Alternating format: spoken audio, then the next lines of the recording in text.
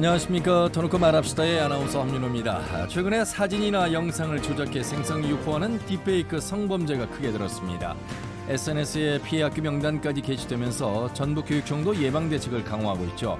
특히 우리나라가 IT 강국인 만큼 딥페이크 범죄 피해가 세계에서 가장 많다고 합니다. 처벌 강화는 물론이고요. 예방교육과 상담 지원 등 피해자 중심에 일원화된 시스템 마련에 모두가 최선을 다해야 되겠습니다. 자, 그래서 오늘 터놓고 말합시다에서는 학교로 번진 딥페이크 성범죄 근절 대책에 대해서 토론해 보도록 하겠습니다. 우리적 현황과 관계기관의 대응책은 무엇이고 또 기술 발전으로 대두되는 새로운 범죄 유형의 대처 방안도 함께 말씀 나눠보겠습니다. 유튜브에서 터놓고 말합시다를 검색하시면 실시간 보기와 다시 보기 가능합니다. 많은 의견도 올려주시길 바라겠습니다. 방송의 토론에 들어가기에 앞서서 우리 도민들은 딥페이크 성범죄에 대해 어떻게 생각하고 계신지 김세별 리포터의 도민 인서트로 함께 먼저 들어보시죠.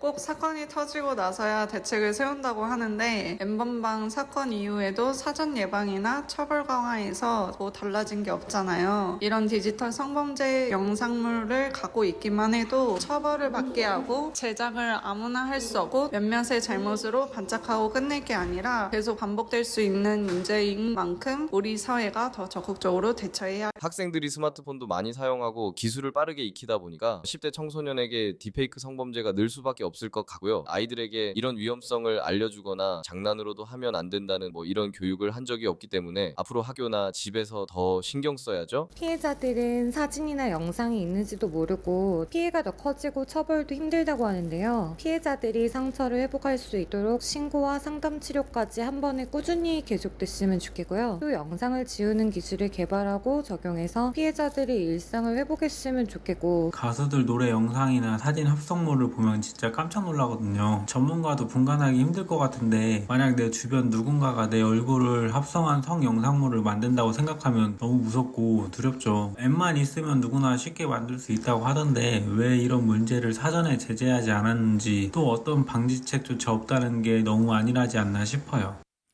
네, 딥페이크 성범죄 근절에 대한 도민들의 목소리를 들으셨습니다. 오늘 세 분 모시고 말씀 나눠보죠. 먼저 전북교육청 문예체건강과의 김은희 장학관님 어서 오십시오. 네, 반갑습니다. 예, 전북 디지털 성범죄 특화 상담소의 여혜지 상담사님 어서 오십시오. 네, 안녕하세요. 상담원 여혜지입니다. 네, 원광대학교 컴퓨터 소프트웨어 공학과의 인공지능 융합 학과장을 맡고 계신 임기현 교수님 어서 오십시오. 네, 반갑습니다. 임기현입니다. 예, 잠시 후에 전북지방변호사회 김학수 회장을 통해서 처벌과 관련된 내용도 살펴드리도록 하겠습니다. 임기현 교수님, 네. 제가 교수님 소개해드리면서 너무 힘들었습니다. 자, 우선 딥페이크 말씀 나누기 전에 제가 왜 힘들었냐고 말씀드리면 저희 때는 공대가 전자공학, 기계공학, 금속공학 아주 쉬웠는데 교수님 학과가요 창의공학대학의 인공지능 융합 학과예요. 벌써부터 이 굉장한 문명 발전이 기계 발전이 이루어진 현실을 이 학과 명에서 알 수 있지 않을까 싶습니다.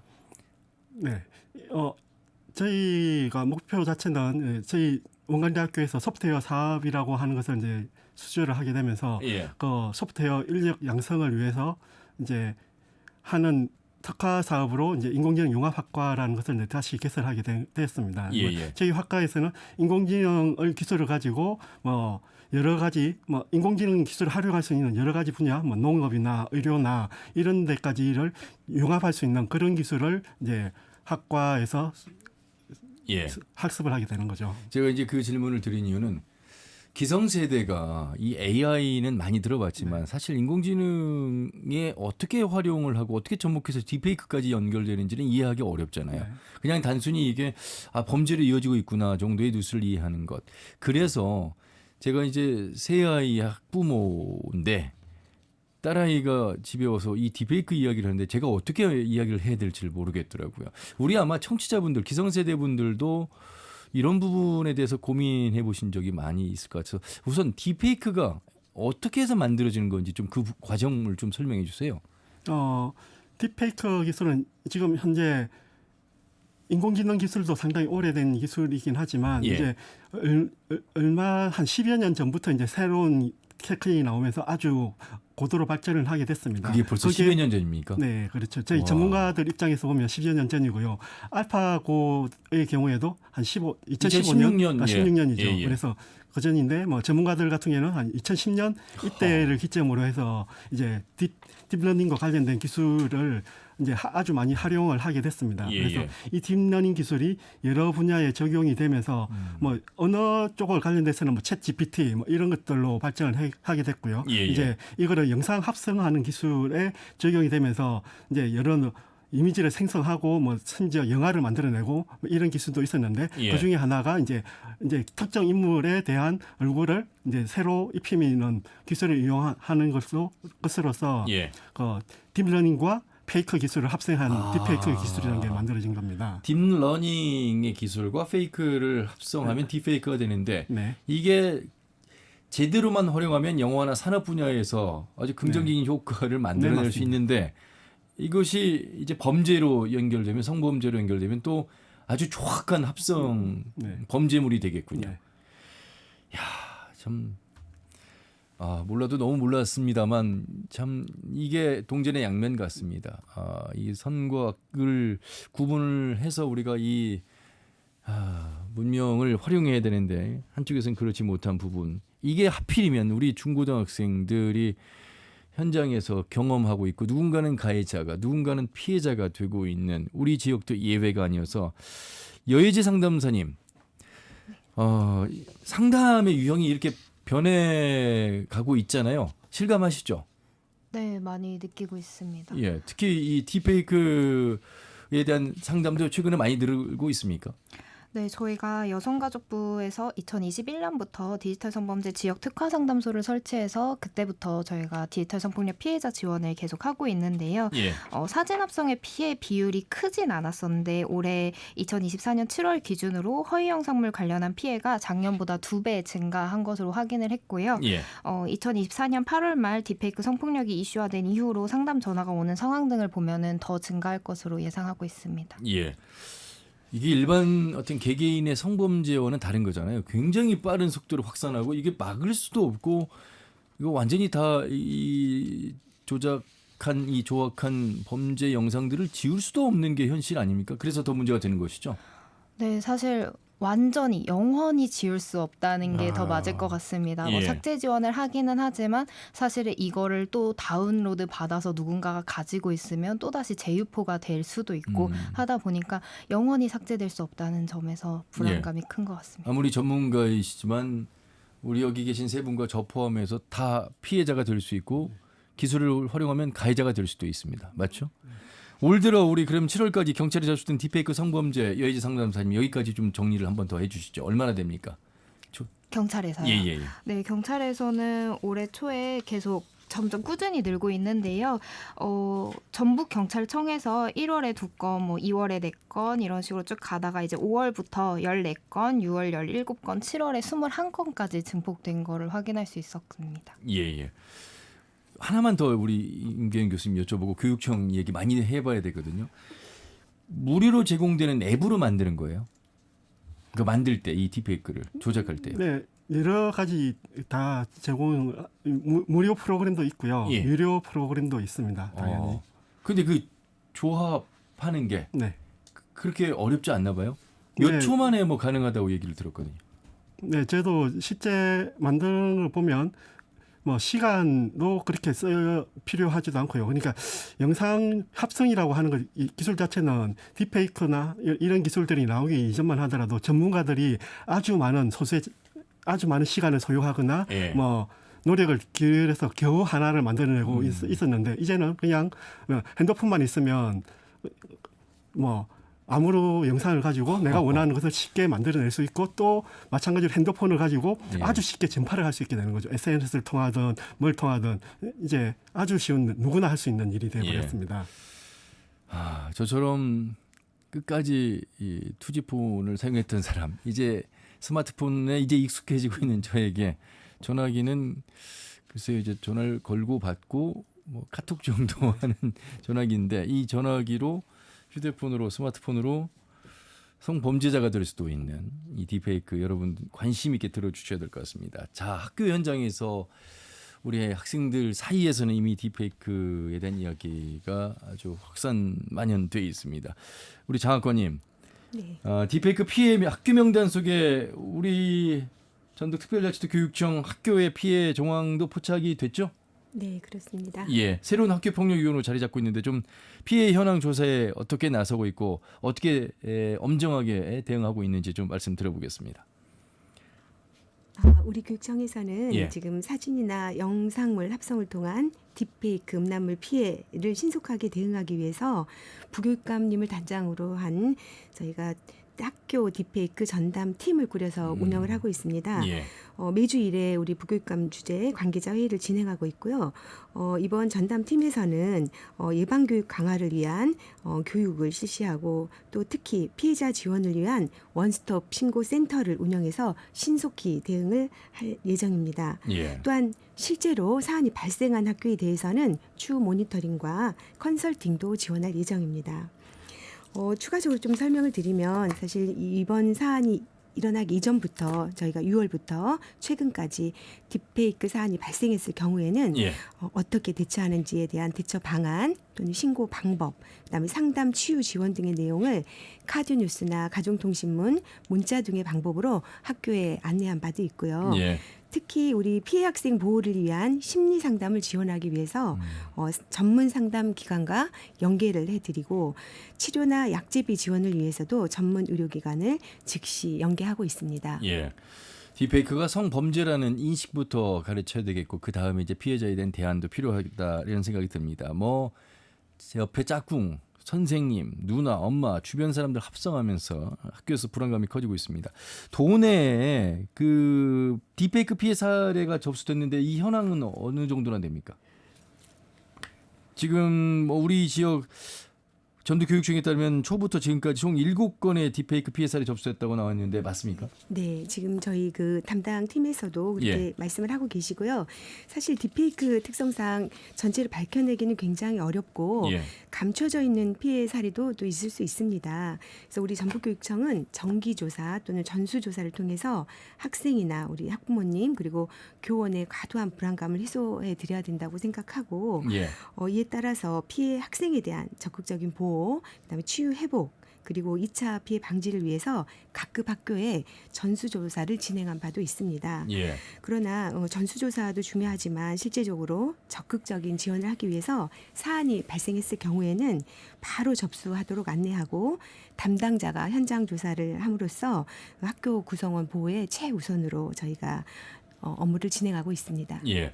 임기현 교수님, 우리가 뭐 엘빈 토플러의 제3의 물결 속에서도 그 제3의 물결 속에 3차 산업혁명의 IT 강국이 아마 대한민국이고 그래서 굉장히 지금의 4차 산업혁명의 기반이 잘 다져진 국가. 그런데 반대로 보면 이런 인공지능을 활용하기에 너무 잘 돼 있는 나라가 한국이고 심지어 가장 취약한 국가가 한국이고 등장인물 중에 절반이 한국인이다. 이런 충격적인 조사가 나왔는데 맞습니까? 네, 그런 보고가 이미 작년 올해 들어서 계속 나오고 있고요. 예. 그 한국이 가장 하이텍에 대해서 민감하게 반응을 하고 있고 거기에 대해서 아주 많은 활용을 하고 있는 것 같은데 저는 동전의 양면이라고 생각을 합니다. 예. 그래서 얼마 전 광복절에 아주 좋은 사례를 보자고 하면 그때 독립운동가들의 뭐 김구 선생님이나 그렇죠. 유관순 누나나 예. 이런 분들이 뭐 독립운동을 광복절을 맞이해서 만세하는 영상이 퍼지면서 복원했죠, 예, 다시. 맞습니다. 네. 예. 그러면서 독립운동의 중요성과 이것들이 얼마나 중요한 일인지에 대한 이야기들을 전달해 주기도 한 반면에 또 예. 다른 측면에서는 이게 범죄에 가장 많이 활용되고 있는 사례가 있는데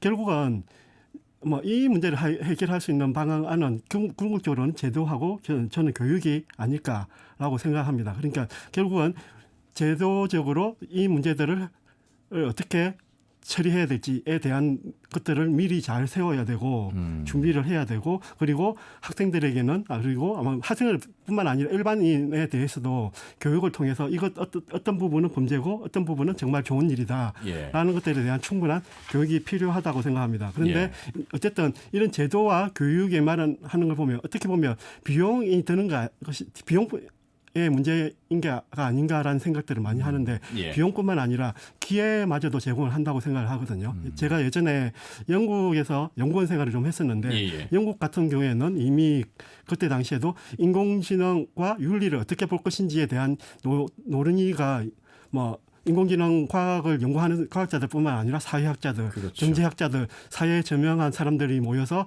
뭐 토론을 하고 하는데 제가 참석했던 경험이 있습니다. 예. 이렇게 미리 준비를 하게 되면 이것 자체가 새로운 기회가 마련됩니다. 그러니까 제도를 우리가 우리의 입장에 맞춰서 제도를 만들고 뭐 법칙을 만들게 되면 거기에 맞는 뭐 프로그램을 만들거나 아니면 뭐 연구를 한다든지 예. 하면서 서로 이제 새로운 기회를 먼저 앞서서 준비할 수 있게 되는 거죠. 다시 말해서 IT 강국이었던 그 효과를 인공지능 강국으로도 발전할 수 있는 기회도 될 수 있다라고 저는 생각을 합니다. 예.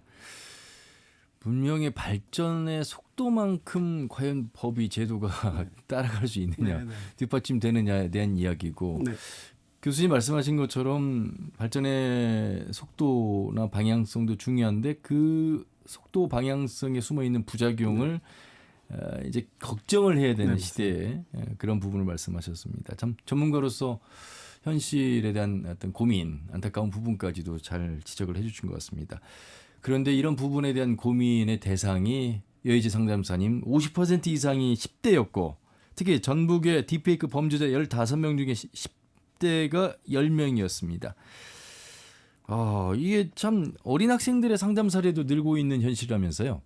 네, 저희가 매년 실적을 보면은 이제 10대와 20대가 가장 많은 상황인데요. 예. 그런데 뭐 사실 디지털 성폭력은 비단 10대만의 문제는 아닙니다. 그렇지만 디지털 기기를 활용한다는 점에서 디지털 기기에 익숙한 연령대인 10대와 20대가 많은 것으로 볼 수 있는데요. 가해자들의 용어로 이제 지인 능욕이라고 하는 이제 피해자 대부분이 여성이고 가해자가 남성이라는 점에서 저희는 젠더 기반 폭력으로 볼 수 있고, 그리고 아까 말씀해 주셨던 것처럼 뭐 자신의 담임 선생님이었던 여교사를 대상으로 합성해서 SNS에 올린다거나 아니면 같은 학교 또는 같은 학원을 다니는 여학생을 대상으로 사진을 합성하고 학교 친구들과 뭐 단톡방에서 돌려보는 등의 사례들이 계속 발생하고 있습니다. 예. 그 사진 구하기는 어렵지 않기 때문에 가능하다 이런 말씀이시고 일단 제가 요 관련된 자료를 보면서요. 내가 피해자인지를 모르고 있는 경우가 좀 대다수일 것 같아요. 어떤 그 모임 방에서 유통되고 있다면 내가 그 모임 방에 들어가 있지 않다면 내가 피해자인 줄 모르잖아요. 누군가가 알려주지 않는 이상. 그래서 더 잠재적 피해자가 많을 수밖에 없을 것 같습니다. 상담사님. 예. 네, 맞습니다. 이게 디지털 성범죄의 특성과 연결이 되어 있는데요. 피해자에게 직접적인 신체적 피해를 주는 게 아니라 가해자가 일방적으로 피해자의 이미지와 신상 정보를 활용하기 때문에 피해자들은 자신의 피해를 즉시 인식하지 못하는 경우들이 많습니다. 예. 자, 이게 학생들이요. 진짜 사람을 가해한다는 죄의식이 얼마나 자리 잡고 있을까라는 어른의 시각에서도 한번 봐야 될 것 같습니다. 그냥 마치 놀이처럼 생각을 하고 있지 않을까? 그런데 정확하게 이 부분은 범죄이기 때문에 장학관님 그래서 교육이 중요할 것 같습니다. 네. 우리 그렇지 않아도 학교 선생님들 정말 여러 아동학대라든지 학생 인권과 대조돼서 많이 힘든 시간들을 겪고 있는데 또 이러한 디지털 성범죄까지 일고 있어서 신경을 써야 될 게 정말 많을 것 같아서요.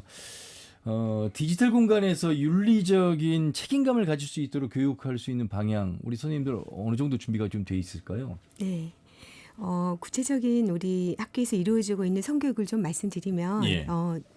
최근에 이제 전국적으로 그 텔레그램을 기반으로 한 딥페이크 성범죄나 또는 학생 피해 발생 사례가 많이 증가하고 있죠.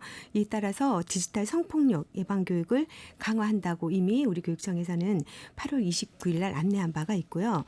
이에 앞서 3월부터 그 집중적으로 우리 48개 학교에 이미 디지털 성폭력 예방교육을 지원하고 있었습니다.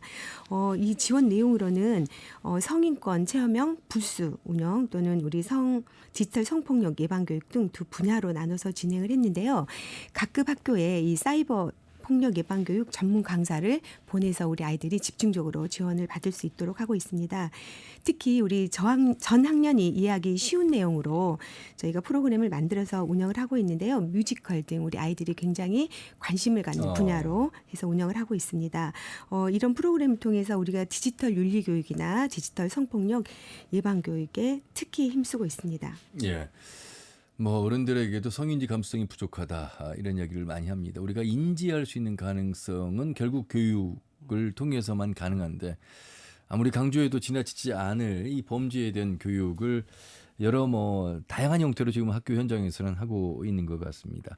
역시 학교에서 학생들 대상으로 강의는 당연한 것이겠고 우리 학부모들 대상으로도 강의가 좀 이루어지기를 바라는 마음도 크실 것 같습니다.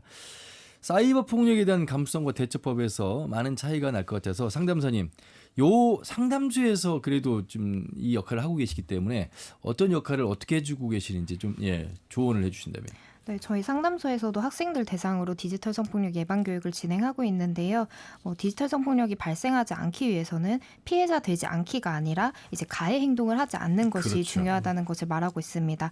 그리고 주변인의 개입도 중요한데요. 방관자가 아니라 피해자의 조력자로서 할 수 있는 행동에 대해서 강조를 하고 있어요. 그래서 가해자의 행동을 기록하는 거, 가해자의 말에 동의하지 않는 거, 그리고 가해자를 교육하는 것, 주변에 도움을 요청하는 것들의 방법이 있습니다.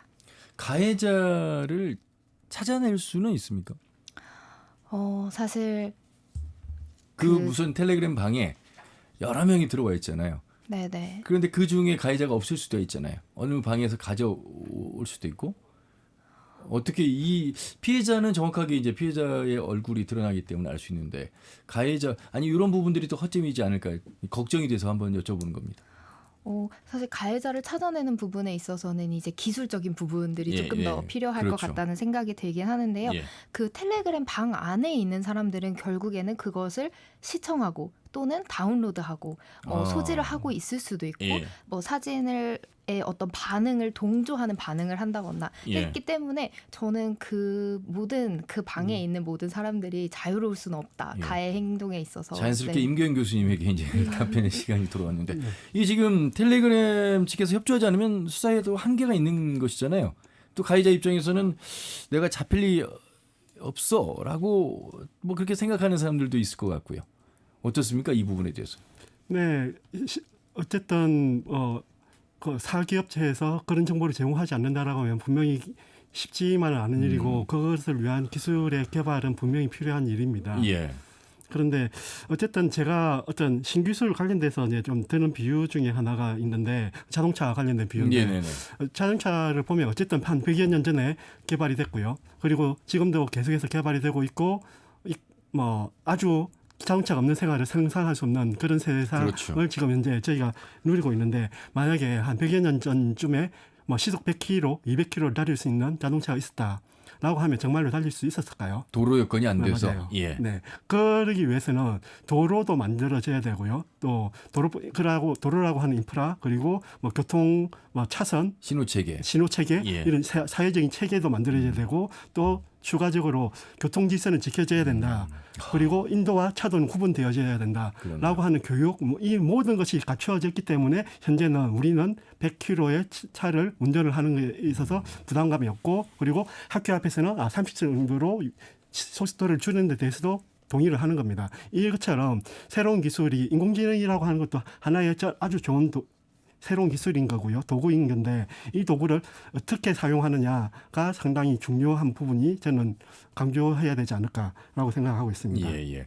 혹시 그런 기술은 없습니까? 그 빅테크 기업들이 딥페이크 탐지 기술을 곧 적용할 것으로 보인다. 이런 이제 기사가 돼서 네. 그렇게 되면은 차단하는 어떤 알고리즘도 만들어낼 수 있지 않을까? 네. 이거 제 영역이 아니어서 제 질문은 하고 있습니다만 가능하지 않을까 저는 이런 생각도 좀 들고요. 예, 일단 생성된 게 인공지능에 의해서 생성된 건지 아닌지를 판단할 수 있는 기술은 어떻게든 가능은 한데 예. 그런데 이것을 인터넷 전체 플랫폼이나 모든 SNS에다가 적용을 할 수 있느냐에 있어서는 저는 불가능하지 않을까라고 생각합니다. 왜냐하면 그 모든 것을 다 검사를 하는 데 있어서는 그만큼의 컴퓨팅 비용도 소요가 되고요. 그리고 시간도 들이기 때문에 바로바로 업로드가 되지 않는 SNS는 아마 다들 떠나지 않을까라고 생각이 됩니다. 그런데 예. 반면에 제도적으로 얘를 뒷받침할 수 있는 기술이나 이런 것들을 유도해낼 수 있는데 현재 인공지능 업체들에서는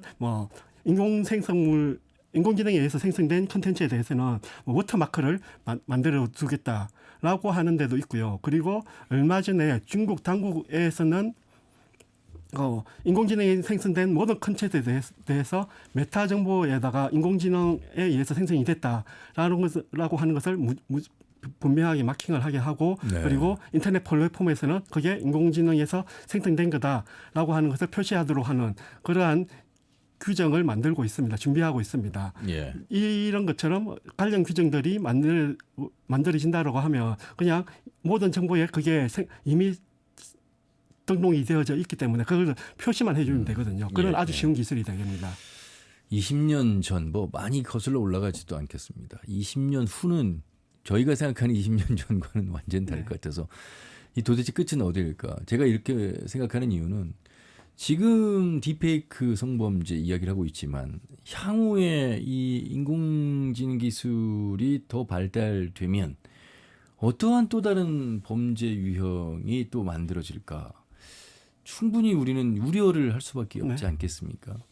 뭐 텔레그램 N번방 사건도 있었고, 그래서 학교 현장에서는 참 더욱 더 많은 고민과 대안을 미리 할 수 있을지는 모르겠습니다만, 그래서 결국에는 이제 일어난 일 현상에 대한 결과를 바탕으로 가해자에 대한 엄벌, 또 피해자의 보호 어떻게 조치할까, 뭐 이런 이제 고민이 현재 수준일 것 같은데 지금 어떻게 지금 진행되고 있을까요? 네.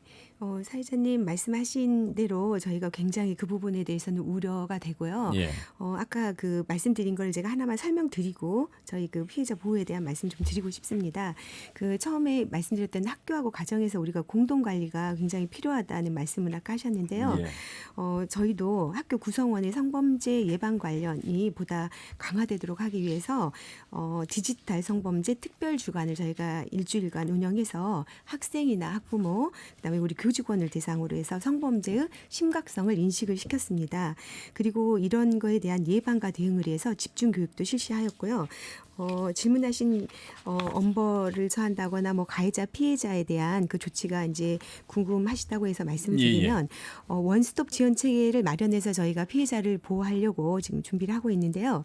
딥페이크와 관련된 이 사이버 폭력은 학교 폭력 예방 및 대책에 관한 법률에 따라서 학교 폭력 사안으로 저희가 처리를 하고 있습니다. 예. 그래서 특히 딥페이크와 같은 이 성사안이 발생하게 되면 즉시 수사기관에 신고하고 동시에 학교 폭력 사안 처리 절차가 진행되도록 하고 있습니다.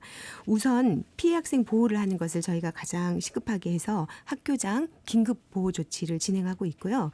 가해 학생과의 분리를 통해서 피해 학생의 안전을 확보하고 신속하게 사안 처리를 진행하고 있습니다. 예. 사안 처리 조사 결과 학교폭력 대책심의위원회 개최를 통해서 이제 조치가 결정되는데요. 앞서 말씀드린 것처럼 우리 피해 학생이 다시 일상으로 빨리 회복될 수 있도록 피해 학생 보호를 위하여 전문 상담 기관을 통해서 상담을 지원하고 있고 또 전문 의료기관을 통해서 치료나 약제비를 즉시 연계해서 지원할 수 있도록 준비하고 있습니다. 또 필요한 경우에는 우리 보호자의 상담도 저희가 적극적으로 지원하고 있습니다. 예.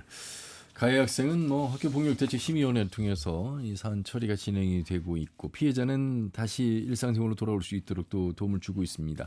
교육청 차원에서의 도움이고요. 우리 여예지 상담사님 계시는 곳에서는 어떤 그 심리적인 상처 또 위기의식 뭐 이런 것들을 많이 겪게 될 텐데 어떤 방식으로 좀 지원을 해주고 계실까요? 네, 저희 상담소에 피해자분들께서 방문을 할 때는 사건 해결과 일상 회복에 도움을 받고 싶어하는 경우가 많습니다. 이제 사건 해결 관련해서는 아까 즉시 신고할 수 있도록 말씀하신다고 하셨었는데 저희는 사실 신고가 됐을 때 이제 어떻게 진행되는지 피해자분들이 잘 모르시는 경우들이 많아요. 그래서 고소 절차가 어떻게 되고 그 과정에서 상담소에서 도움을 줄 수 있는 것들, 뭐 무료법률 지원 사업 통해서 변호사님을 선임할 수 있거나 피해 내용 정리, 뭐 탄원서 작성 이런 것들 다 지원을 하고 있고. 일상 회복 위해서 아까 말씀해 주셔서 의료 지원도 저희 하고 있고 치유 회복 프로그램 그리고 삭제 지원도 하고 있는 상황입니다. 예. 자, 이 내용 들으시면서 이 사진과 영상이 삭제가 되지 않는다면 그 공포와 그 어려움의 시간들이 계속되는 피해자들은 얼마나 더 힘들까 이런 생각들을 많이 할 것 같습니다. 영구 삭제가 그러니까 의도적으로 주도적으로 하지 않으면 어려운 상황인 거예요. 어떻습니까? 네, 처음에 상담사님도 예, 말씀을 하셨는데 영구 삭제는 어떤 형태로든 불가능하지 않을까라고 생각합니다. 어딘가에서는 계속 떠돌고 있을 네. 것이다. 예. 네, 그런데 일단 이것들이 유통되는 것을 막는다든지 하는 확산을 막는 방법들을 따라간다고 하면 이제 그나마 이제 조금 영구 삭제는 아니더라도 이제 추가적인 피해를 줄일 수 있지 않을까라고 생각합니다. 예. 자, 오늘 세 분과 함께 학교로 번진 딥페이크 성범죄 근절 대책에 대해서 목소리를 들어보고 있습니다. 전북 디지털 성범죄 특화 상담소의 여혜지 상담사, 그리고 원광대학교 컴퓨터 소프트웨어 공학과의 임기현 교수, 전북교육청 문예체 건강과의 김은희 장학관 함께하고 있는데요. 법적인 처벌 문제에 대해서도 저희가 한번 말씀을 들어보기 위해서 전북지방 변호사회 김학수 회장을 전화 연결해서 말씀 들어보도록 하겠습니다. 회장님 안녕하세요. 예, 안녕하세요. 예, 바쁘신데 시간 내주셔서 감사합니다. 학교 현장에서 지금 이 딥페이크 성범죄에 대해서 우리 많은 학생들이 힘들어하고 있습니다.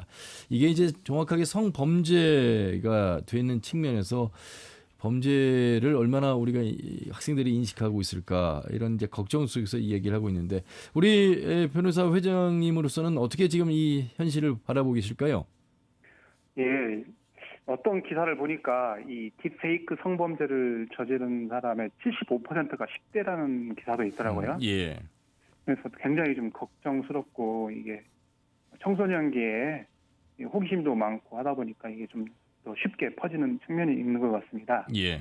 예, 이 딥페이크 성범죄라는 게 결국은 AI를 통해서 정교하게 영상물을 합성하는 기술이 발전했기 때문에 나온 건데, 지금 현재로서는 처벌 규정이 좀 미흡하거나 또 신속하게 영상물을 삭제할 수 있는 수단이 좀 부족하다 보니까 계속 확산될 가능성은 높다고 이렇게 생각이 되거든요. 예. 그래서 요즘 청소년들이 여기에 너무 쉽게 접근하고 또 이런 것들이 불법 영상물을 또 만들기까지 하다 보니까 근절하기도 어렵고, 그래서 걱정이 참 많습니다. 예. 특히 이것이 이제 수백만에게도 이렇게 퍼질 수 있고, 그렇죠. 피해자들의 고통도 클 텐데, 이런 범죄가 발생하지 않도록 또 대책을 좀 마련하고 피해 확산을 위한 그 노력이 필요할 텐데, 예. 법적인 관점에서도 좀 그런 노력들이 적극적이 되었으면 좋겠다는 생각을 하고 있습니다. 법적인 관점에서 어디까지가 성범죄일까? 딥페이크 기술로 제작된 불법 음란 합성물은 정확하게 이게 범죄인데, 그 외적인 것들로 인한 명예훼손이라든가 아직 현행법상 명확히 규정하고 있지 않는 부분들이 좀 많다. 이런 지금 뉴스들이 있어서요. 실제로 좀 그런 단계인가요? 네, 사실 이게 보통 우리가 알고 있는 성범죄라는 게 이제 신체적인 접촉을 통해서 일어나는 건데, 예. 이 딥페이크는 사실은 이제 영상물을 합성하는 거 아니겠습니까? 그렇죠. 그러다 보니까 이것이 이제 기존에는 불법 영상물의 관점에서 접근하다가 이것이 이제 또 성착취 뭐 이런 부분과 연결되다 보니 이걸 이제 성범죄 영역으로 좀 끌어들여 가지고 이제 처벌 규정을 강화하는 방향으로 나아가고 있는 것 같습니다. 예. 자, 딥페이크 음란물이 일단은 양산될 수 없도록 제작 단계에서부터 정부의 제재를 강화해야 되는 부분, 또 이게 범죄이기 때문에 처벌도 강화해야 되는 부분도 좀 남아있는 것 같습니다. 2020년이죠. 이 관련법에 불법 합성물에 대한 처벌 규정이 생겼는데, 가해자가 특정되더라도 혐의를 입증해 처벌하기가 쉽지 않은 허점이 있고 양형도 매우 낮다. 맞습니까? 예, 일단은 2020년에 불법 합성물에 대한 처벌 규정이 생기긴 했습니다. 예. 근데 이때는 반포를 목적으로 하는 경우에만 처벌을 하는 규정을 두었기 때문에, 아하. 이걸 이제 자기가 직접 만든 게 아니고 남한테 받아서 넘긴 다른 사람한테 유포한다 이러면 이것은 반포 목적으로 불법 합성물을 만든 건 아니거든요. 예, 예. 이런 부분이 하나 있고, 또 하나는 이제 보는 것도 문제 아니겠습니까? 그렇죠. 또 그걸 가지고 있다. 그러면은 그것이 다른 사람한테 퍼지지 않는다고 하더라도 피해자 입장에서는 누군가 지금 자기 걸 가지고 있다는 데에 대한 공포감이 굉장히 큽니다. 그렇죠. 그래서 이걸 원천적으로 좀 막아야 되기 때문에 그런 규정들을 좀 촘촘하게 만들어야 되지 않느냐, 이런 생각들을 좀 하게 되고 있는 거고, 실제로 지금 국회에서도 이런 것들을 좀 개정하려고 좀 노력하고 있는 걸로 알고 있습니다. 예. 10대 청소년이 많은데 10대라고 보면 촉법 소년에 들어가는 10대 어린 소녀들이 있습니다. 현재 처벌 기준에는 어떻게 되어 있습니까? 이 촉법 소년들은? 이 촉법 소년의 경우에는 기본적으로는 이제 형사처벌을 받지 않고 이제 소년부라는 데서 별도의 가정법원에 있는 예. 소년 재판부라는 데서 하게 되고요. 이걸 그 처벌의 내용도 보면은 기본적으로는 뭐 아주 처벌 수준이 높은 경우는 소년에 가기도 하지만 또 일정 나이가 안 되면 그냥 가정에서 부모자의 보호 아래에 있는 방식으로 되기 때문에 일반인들이 생각할 때는 처벌의 수위가 굉장히 낮다고 생각하고 또 아이들의 경우에는 그로 인한 자기가 어떤 범죄를 저지르는데 그에 따른 처벌의 수위가 낮다는 생각 때문에 이 심각성을 잘 모르고 그래서 범죄 유혹이 왔을 때 쉽게 넘어가는 경향이 있는 것 같습니다. 예. 직접 촬영을 해서 반포 등의 목적이 없어도 촬영 자체만으로 촬영죄가 해당이 되고 또 이걸 소지하거나 시청하는 것도 현행법상으로 처벌이 되고 있기 때문에 우리 집안에 어린 자녀들이 있는 우리 부모님들 특별히 이 부분도 신경을 좀 쓰셔야 될 것 같습니다.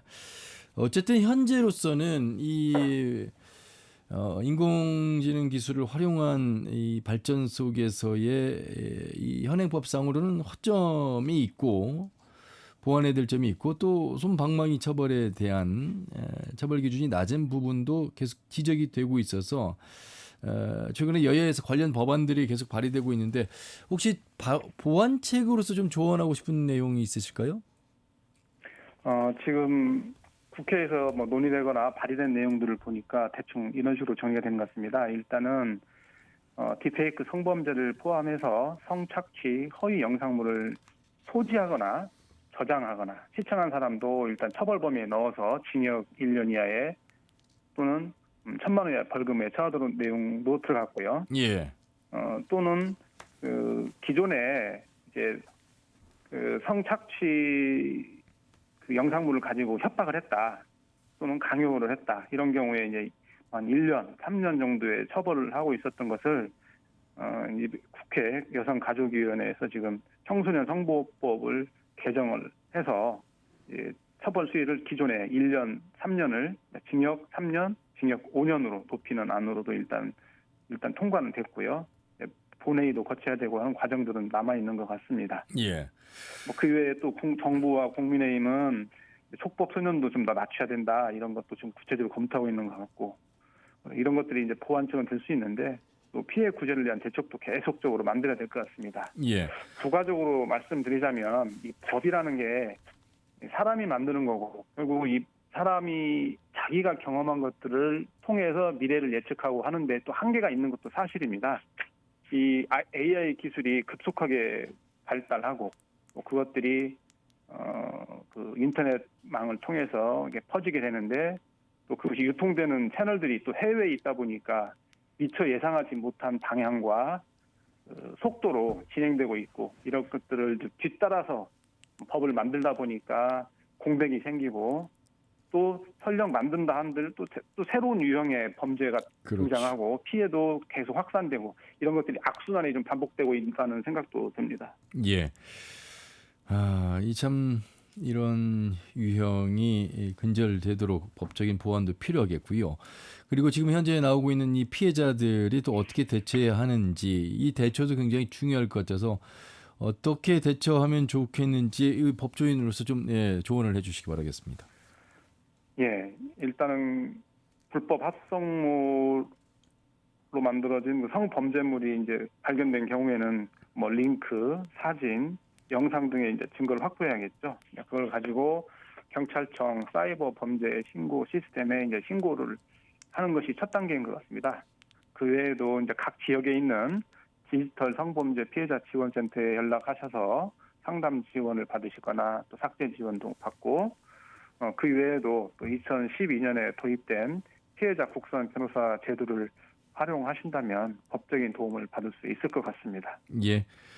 자, 오늘 이 말씀을 통해서 어떤 법적인 보완이 필요하고 또 법적인 조치를 어떻게 도움을 받아야 될지 말씀을 들어봤습니다. 말씀 여기까지 듣겠습니다. 고맙습니다. 예, 감사합니다. 예. 천둥지방변호사회 김학수 회장과 말씀을 나눠봤습니다. 참 아직은 여전히 보완책이 필요한 이 딥페이크의 성범죄의 현 주소를 다시 한번 확인하고 있습니다. 앞으로 어떤 유형의 범죄가 또 일어날지 예측하기 어렵다는 문제 함께 우리 변호사님도 말씀을 해주셨는데 여혜지 상담사님 상담하시는 분들의 실력이 더 늘겠어요. 참 이게 우스갯소리입니다만. 예. 네, 아까 말씀해주셨던 뭐 증거 확보 관련된 부분들도 사실 뭐 유포가 된 것 같다라고 저희 상담소에 오시면은 유포 링크 하나만 주시면은 저희가 그 링크 타고 이제 들어가서 다른 부분들 증거 체증도 도와드리고 뭐 다른 뭐 이미지 검색이나 이런 것들 통해서 혹시 더 유포되진 않았나 이런 부분들도 도와드리고 있거든요. 그래서 그런 모니터링 지원도 하고 있습니다. 예. 14개 시군에 상담소가 다 있습니까? 아닙니다. 지금 전북에 말씀하신 것처럼 예. 14개 시군이 있는데요. 6개 시와 8개 군 중에 그렇죠. 6개 시에만 성폭력 상담소가 있습니다. 예. 그러면 이제 군단이 있는 우리 피해자분들은 어쨌든 가까운 시의 상담소를 통해서 도움을 받을 수밖에 없겠군요. 네, 그렇게 도움을 받고 계시고 특히 디지털 성폭력 특화 상담소인 경우에는 저희 전주에 있는 전주 성폭력 상담소만 있는 상황입니다. 네, 그래서 저희가 전북에 있는 14개 시군 성폭력 디지털 성폭력 피해자분들을 다 만나고 있습니다. 예. 사실 오늘은 이제 이 딥페이크 성범죄 이야기를 하고 있습니다만 학생들 사이에서는 말이죠. 그 왕따를 뛰어넘어서 은따, 그러니까 이제 SNS 방에서 은근히 이제 따돌림을 하는 경우, 또 SNS 상에서 하고 있는 언어 폭력, 금품 갈취, 뭐 여러의 그 범죄 유형에 노출되어 있다고 합니다. 그래서 참 교육청이 더 많은 고심을 할 수밖에 없겠어요. 네, 그렇습니다.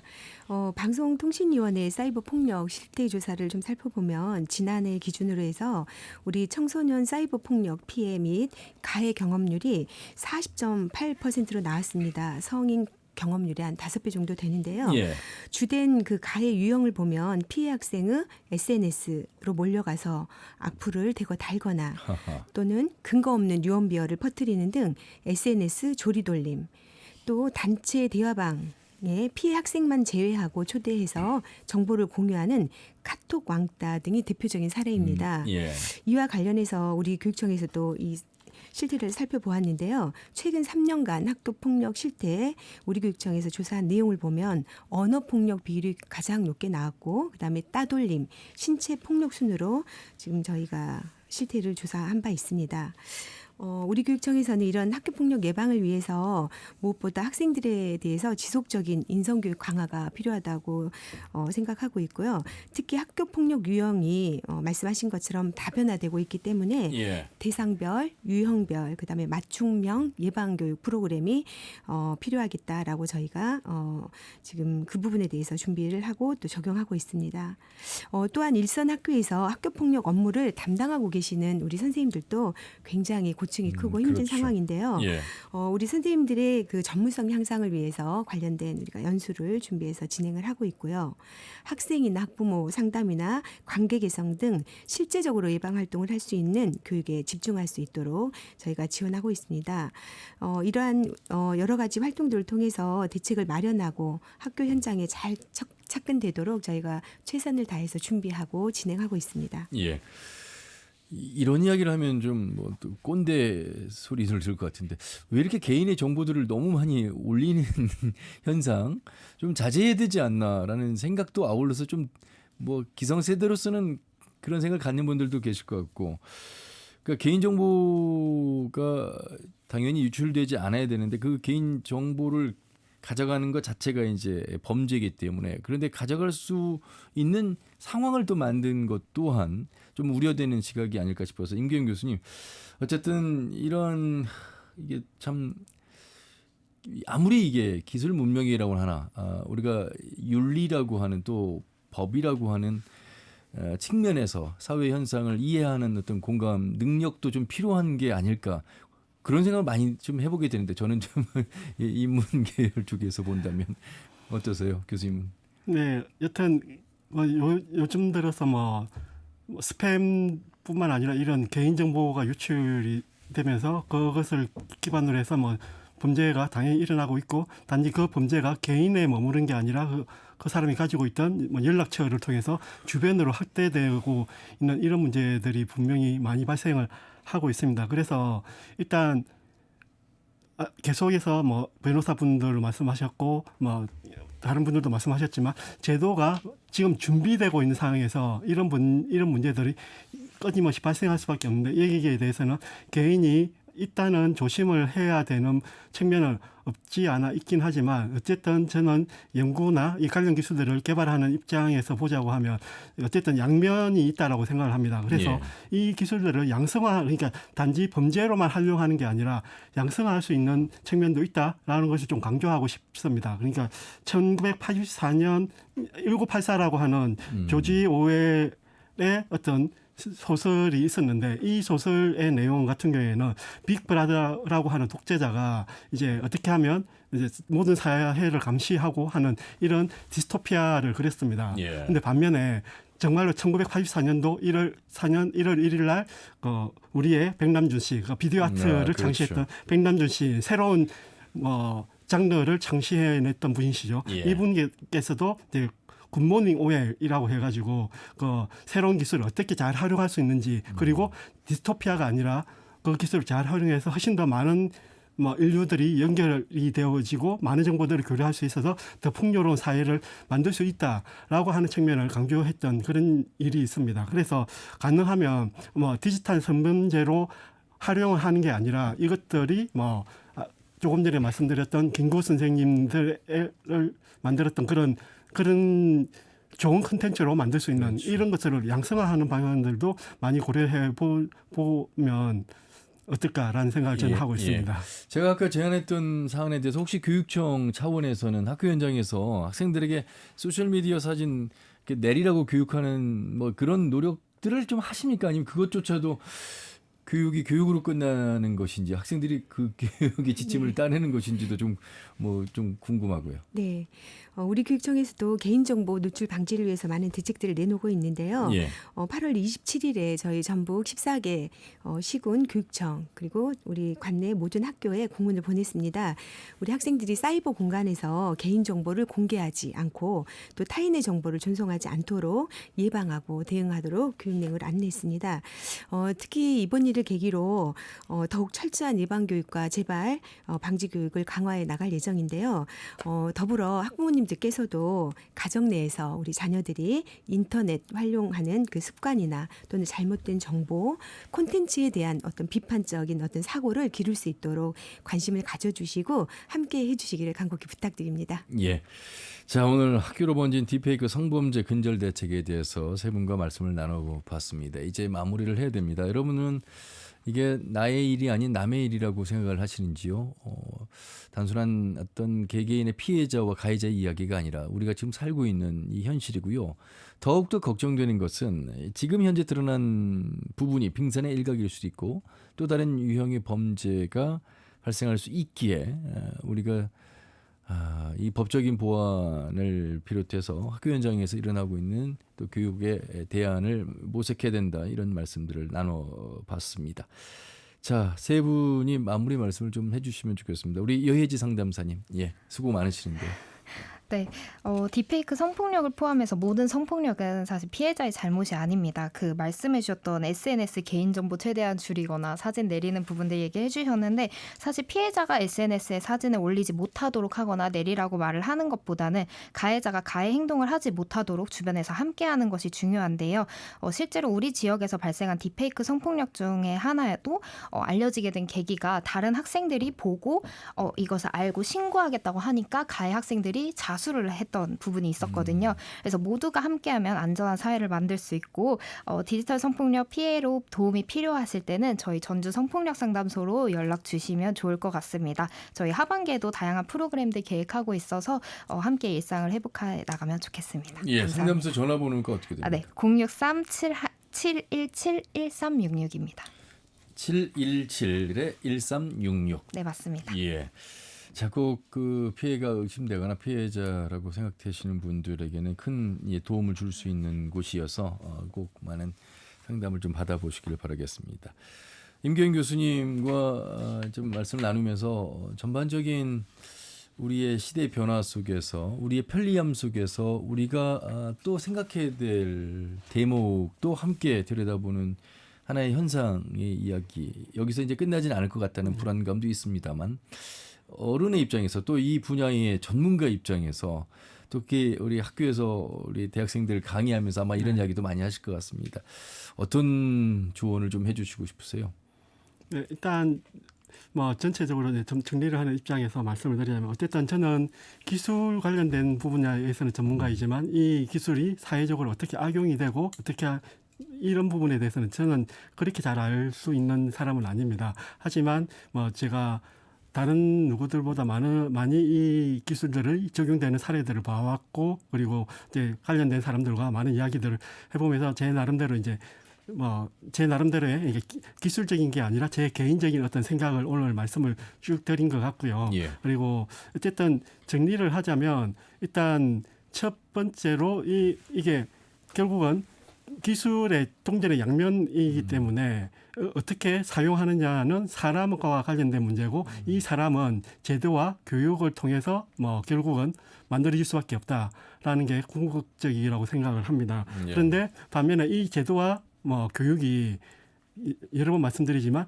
단지 비용이 아니라 새로운 기회를 뭐 창출해내기도 한다. 그래서 저희가 뭐 IT 강국이 되고 인터넷 강국이 되고 난 이제는 이제 인공지능 강국이 될 수 있는 또 다른 기회를 제공할 수 있을 것이다라고 하는 측면을 놓치지 않았으면 좋겠고요. 그래서 가능하면 양성화 시킬 수 있는 방안으로 좀 많이 뭐 제도와 교육이 이루어졌으면 좋겠다라는 측면이 하나가 있고요. 예. 두 번째로 여튼 제도가 완비가 되기 전에는 개인적으로 뭔가 문제들이 발생할 수밖에 없고 그 피해들이 진파될 수밖에 없기 때문에 그것을 최소화할 수 있는 개인적인 노력은 일단은 필요하지 않을까라고 생각을 합니다. 여튼 일단 이 두 가지 내용을 가지고 여튼 저는 제 분야에서 이 제도를 뭐 만들어 나가는 데 있어서도 나름대로 노력을 하겠지만 이 기술 개발을 좋은 방향으로 쓸 수 있는 기술을 개발하는 데 노력을 다하도록 하겠습니다. 예. AI의 지금 위치를 보면 이제 시작인 거죠? 네, 맞습니다. 네, 그렇습니다. 그래서 더욱더 걱정입니다. 그 한계가 어디까지일지 하나하나 우리가 살펴가는 과정이 아닐까 싶습니다. 교육청의 우리 김은희 장학관님. 예. 네. 우리 딥페이크 성범죄에 대해서 직접적인 피해가 있는 경우나 또는 의심스러운 영상이나 콘텐츠를 발견한 경우에는 우리 학생들 망설이지 마시고 도움을 받을 수 있도록 즉시 학교나 관계기관에 신고를 해주시기를 부탁을 드리겠고요. 더불어 우리 전북특별자치도교육청은 모든 학생들이 보다 안전한 디지털 교육 환경에서 학습할 수 있도록 배려와 존중의 사이버 문화 조성을 위해 최선의 노력을 다하겠습니다. 네. 예. 자, 여러분 현 주소에 대해서 그래도 이해하시는데 도움이 되시길 바라면서 범죄라는 인식 그리고 누군가의 피해자는 평생을 그 고통 속에서 살아야 되는 그리고 그 피해자가 바로 우리의 가족이 될 수 있다는 측면에서 이 디지털 성범죄가 얼마나 무서운 것인지 영구 삭제가 안 된다는 말씀 들으셨죠? 특별히 좀 주의하시고 가정에서도 교육을 또 대화를 많이 하셔야 될 것 같습니다. 자, 오늘 터놓고 말합시다. 학교로 번진 딥페이크 성범죄 근절 대책에서 말씀 나눠봤습니다. 전북교육청의 문예체 건강과의 김은희 장학관, 또 원광대학교 컴퓨터 소프트웨어 공학과의 임기현 교수, 전북 디지털 성범죄 특화 상담소의 여혜지 상담사 세 분 수고 많으셨습니다. 고맙습니다. 감사합니다. 예, 터놓고 말합시다는 다음 주 일요일 오후 5시 5분에 찾아뵙겠습니다. 함윤호였습니다. 고맙습니다.